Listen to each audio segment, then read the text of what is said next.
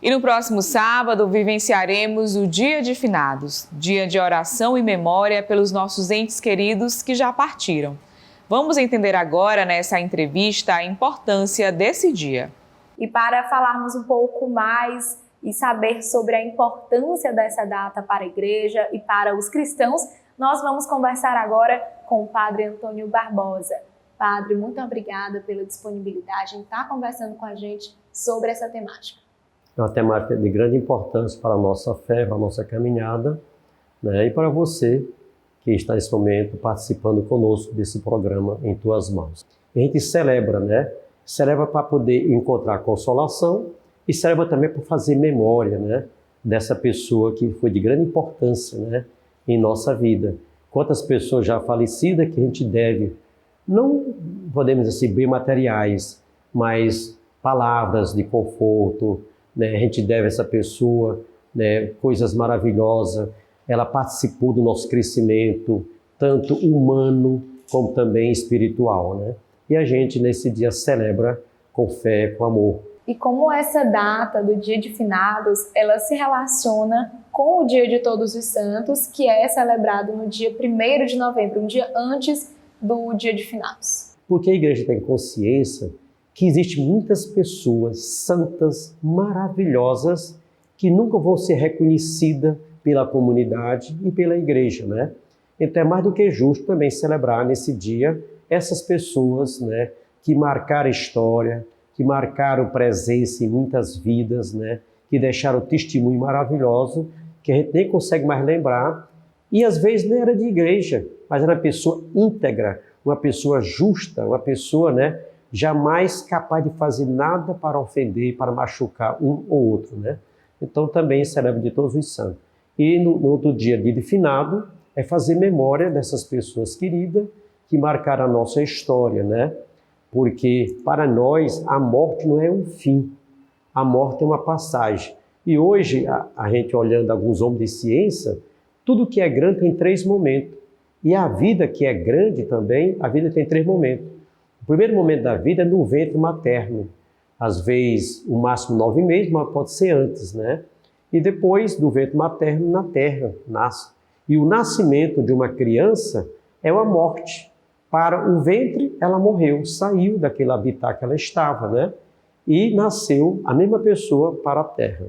E depois, a morte dela aqui na terra se torna também um nascimento para uma vida maior, porque a vida é tão grande que a morte não consegue, né, aniquilar a vida, né? Ela ultrapassa. E para nós que temos fé, né, a morte é uma passagem, e toda passagem é dolorida, a gente chora, deixa saudade e tudo. Então a morte é uma passagem para uma vida muito maior, uma vida com Deus, a vida com Cristo, a vida com os santos e santas na eternidade. Padre, e de que forma rezar por essas almas, ela muda a nossa perspectiva da vida e a morte? Se você puder, vai lá na cova, lá no túmulo onde está o seu parente. Se der vontade de chorar, chore. Aquela pessoa merece as tuas lágrimas. Depois enxuga, respira, confia em Deus e faça a sua oração. Com a evolução do tempo pode mudar, mas até hoje a única maneira, o único modo de sentir Deus, de se comunicar com Deus, de estar com Deus é pela oração. Mas pode, com a evolução de tudo, pode mudar, mas até hoje é pela oração. Então, diante do túmulo daquela pessoa, você acende a vela, aquela vela está lembrando a nossa consciência, a nossa memória, que Jesus é a nossa luz. Não adianta eu buscar luz em outro canto, é em Jesus Cristo, né? Por isso que você acende aquela vela, para reavivar a memória e lembrar que Cristo é a nossa luz, é Ele quem deve seguir, né? E aí você faz as orações, né, as suas recomendações, né, pode até conversar espiritualmente com a pessoa, fulano, estou aqui, aqui estão teus restos mortais, né? Mas você está na eternidade, né? E eu quero encontrar consolo, quero me inspirar em boas coisas que você fez para caminhar daqui para frente melhor. Então vale a pena, né? Vale a pena você tirar esse momento, nesse dia, para não, porque nós temos a tentação de esquecer tudo e não deve fazer isso, né? A lembrança ajuda a gente a viver melhor. Padre, eu gostaria então que o senhor deixasse uma mensagem para aqueles que estão nos acompanhando sobre a importância das pessoas de rezarem pelos entes queridos que já partiram? A de Jesus Cristo, né? Ele se apresentou em João capítulo 6, versículo 14, dizendo assim: eu sou o caminho, a verdade e a vida. Ninguém vai ao Pai senão por mim. Ele é a própria, né, o caminho, a própria vida, a própria verdade, né? E depois ele diz: quem crê em mim, mesmo que esteja morto, viverá. Então, a mensagem principal é eu aceitar Cristo, eu acreditar em Cristo, eu tentar me espelhar nele para poder viver. Porque Cristo ele tem uma mensagem que dá satisfação interior, dá contentamento interior e dá consolação. Com Cristo eu tenho certeza que a morte não acabou com a vida de fulano. A morte se tornou uma passagem. E padre, por que a gente chora no dia da morte? Porque a pessoa marcou o nosso coração, né? E é mais do que justo a gente chorar, derramar lágrimas, né?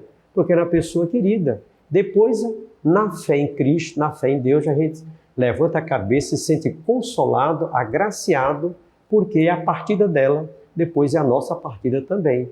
E depois a gente vai se encontrar na eternidade com essas pessoas queridas e especialmente com Cristo, que é o nosso Salvador, nosso Libertador, aquele que é o caminho, a verdade e a vida, aquele que a gente crendo, né, a gente vence todos os obstáculos da vida, inclusive o obstáculo da morte.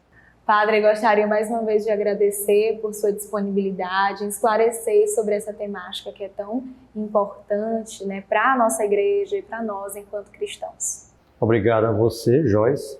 Obrigado a você, nossos telespectadores. Coloca em duas mãos. Continue conosco, viu? E fé em Deus, em Jesus Cristo.